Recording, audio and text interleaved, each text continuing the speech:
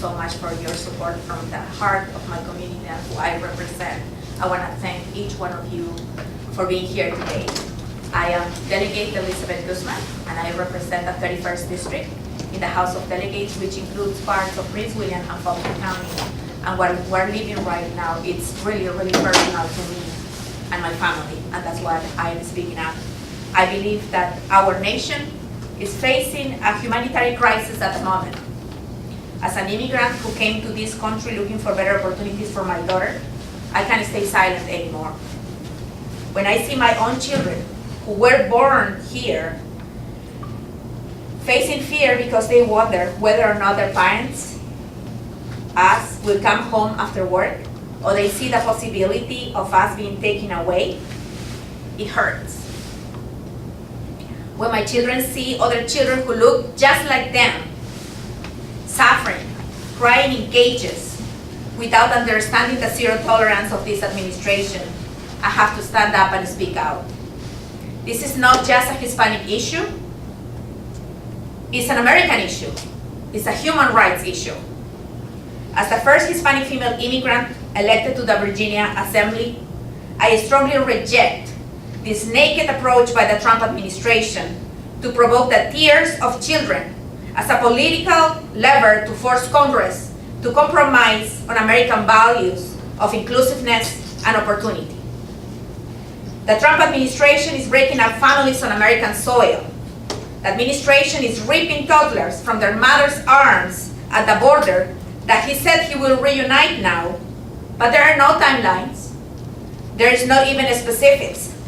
But there's one thing that we know, which is the trauma. The trauma on these children will remain in their minds for the rest of their lives. We have more issues. Dreamers are still in limbo now. Parents, once protected by TPS, now having to decide whether they leave their American children behind or take them with them to dangerous countries. Children have become the victims in Trump's America, and this shouldn't be our nation's story or legacy. Parents and their children are fleeing violence and civil unrest, don't deserve to be detained. They are knocking on Americans' doors, asking for asylum, not free entry. Asylum has been an option for many people around the world to come to this country for many years. Why it needs to change now? Toddlers being taken away from their parents is a traumatic experience that this administration won't be able to solve. If we can imagine our own children being taken from our own arms, how can we allow government to use their power to traumatize these children? Now, we know that it's where they're going to be reunited. One day the news would say yes, the next day we don't know. But how can a toddler will be able to recognize their parents? When parents are asking about their children, everything they're given is a 1-800 number. We don't know what their children exactly are. This is another example of a policy that has not been thought through before it has been implemented. Mr. President, you need to do better. You need to be a better leader and need how to lead better than you tweet. My election has proven that the resistance is real in this country, that a single mother, immigrant, could be elected to the oldest legislative body of this country. And I will continue to empower my community today to stand up and resist, but fight back. Fight back by registering to vote, and vote in every single election, not only in Virginia, but in the whole nation, because elections have consequences, and we don't need a president that will rip our communities apart. Thank you. Thank you. Thank you, Elizabeth. I'm so proud to serve with you. Thank you. Hi, I'm Deborah Rodman. I'm an anthropologist, and I've dedicated my life's work to studying women's rights in Central America. For almost 20 years, I have been working and conducting research in Guatemala and in Central America, including studying immigration and the institutionalized violence and genocide against women and children. I've spent the past decade of my life serving as an expert witness in federal immigration court, testifying on country conditions and the impact of the history of a 36-year civil war in Guatemala, where violence was used as a tool against women in the northern triangle of Central America, which includes El Salvador, Honduras, and Guatemala, which has the highest rates of femicide, which is the institutionalized killing of women in the world. Women and children, especially girls, as well as LGBTQ individuals, continue to face high levels of severe and persistent danger and from gender-based violence in the Northern Triangle countries. Sessions' latest decision to strip away protections for those most in need, including women and children, comes at a time when levels of violence in the Northern Triangle are akin to those in the deadliest war zones around the world. Yesterday, I spent my day in federal immigration court testifying on behalf of a woman and her children who are fleeing violence from Central America, from Guatemala, seeking political asylum. But before the mother could testify in front of the judge, we asked the children to leave the room so they didn't have to hear the story of rape and torture of their mother. So they didn't have to hear about her fear for her safety, for herself and her children. So they didn't have to see the terror in her eyes and the tears on her face as she wept about the horrors she experienced. She came to this country because her country could not and would not protect her. To qualify for asylum, foreign nationals must establish that they have a fear of persecution in their homeland based on their race, their religion, their nationality, their political opinion, or membership in a particular social group. The category of social group has included victims of domestic violence and gender-based violence. And for the past 2 decades, U.S. immigration courts have produced important legal precedents that have recognized gender violence as a base for this asylum category. But on June 11, 2018, Session reversed a 2016 ruling from the Justice Department's Board of Immigration Appeals that granted asylum to a woman who suffered long-term violence and was not protected by her home country's laws and law enforcement. Sessions' reasoning to reverse this ruling was based on an argument that domestic violence are not part of a particular social group. And he said that claims by aliens pertaining to domestic violence perpetuated by non-governmental actors does not qualify for asylum. He said the mere fact that a country may have problems effectively policing certain crimes, such as domestic violence or gang violence, or that certain populations are more likely to be victims of crime, cannot itself be an asylum claim. But he is completely overlooking the fact that previous legal precedents have shown that these crimes are not just individual acts, but perpetuated on an individual, but a systemic and institutionalized form of violence. These women are protected by a protected class by the inability and the unwillingness of the government to protect them from that violence. It is shameful that Jeff Sessions is attempting to drag America back decades to a time where women's rights are not recognized, when domestic violence was seen as a private matter. This reversal and the horrifying act of separating children from their parents at the border is not the American way. Women's rights are human rights. And without a doubt, the separation of children from women fleeing domestic violence adds yet another layer of trauma.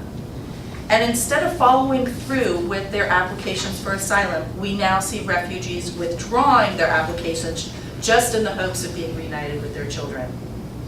Turning those away who are fleeing this femicidal violence at the southern border is not a solution.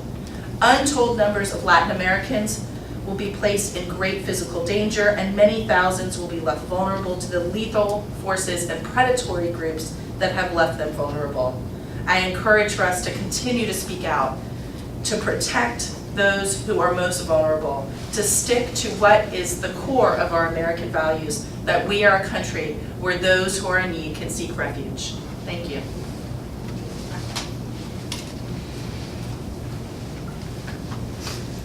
Good morning. I'm Delegate Jennifer Boysko. I represent the 86th District in the Virginia House of Delegates. That's Herndon, Sterling Park, parts of Chantilly and Oak Hill, and it's one of the most diverse communities in Virginia. Today, I stand here on behalf of my constituents who have family members who have suffered through many of the stories you've heard from my previous colleagues. We must stand together to protect the civil rights of all people. This has always been a welcoming and safe community. The United States has been seen as a place for refuge for people seeking asylum from very dangerous situations. I stand with my colleagues and I stand with the people who are suffering right now, and I implore the people in power to make a change and to do the right thing. Thank you. Good morning. My name is Jeanette Lewan. I represent the Virginia Angel Coalition Immigrant Alliance. And as we stand here to fight and stop the separation of families, I want to reiterate something really important: the children. The children that are being put in place in cages, the long-term effects that will have on them emotionally, mentally, and probably physically. I want to reiterate how we are going to stand with them and how we are going to help them intertwine again in the community. It's important to see that many of these children will probably grow up knowing what they did wrong in life when they did nothing wrong. I remember coming to the United States and my parents could not enroll me in elementary school because there was no translation available for them. I remember that my school had created the first English as a second language program because I myself and 4 other students didn't know how to communicate. And this is important. Not only should we be fighting with them right now in their difficult times, it's also important to stand with them throughout their whole life. Because not only as we stand as allies, we have to provide them with the resources.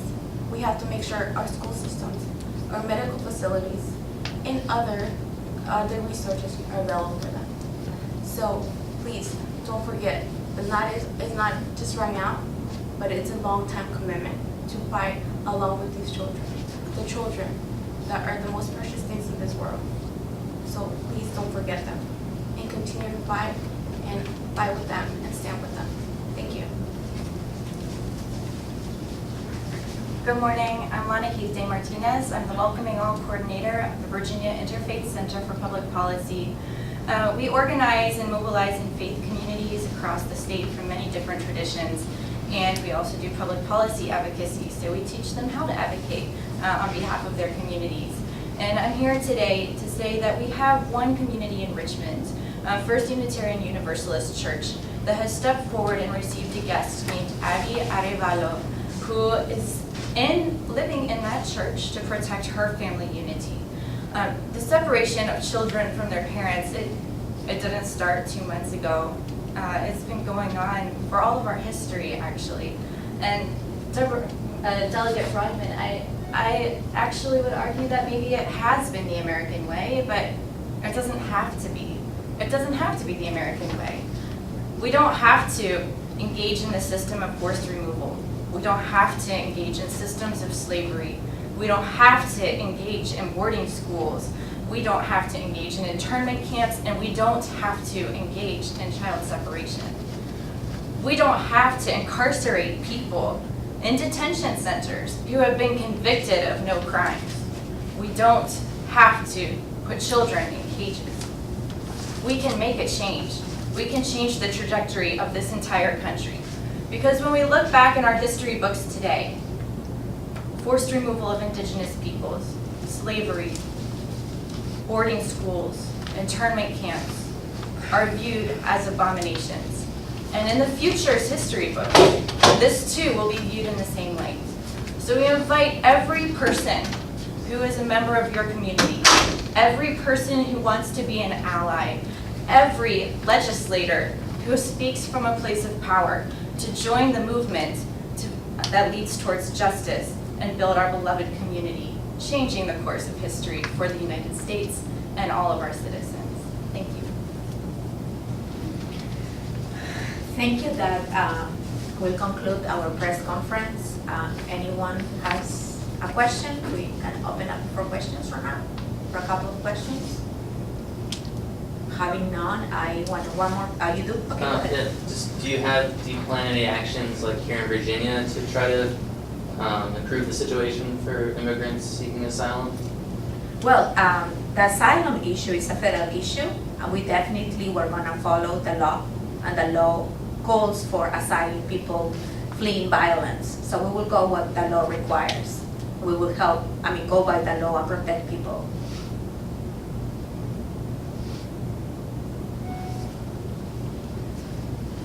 Well, having no more questions, I want to thank you one more time. You know, it's just, this is very important. I think we are living terrible times, especially instead of going forward, I feel that we're going backwards. You know, I just want to close down by sharing a remark of my 9-year-old a couple of days ago when I was at home, and she was seeing these children in cages. What she told me is like, why our president do this? And then I have to explain to her the reason why, and she said, what is the need of the wall? He also wants to build a border wall map.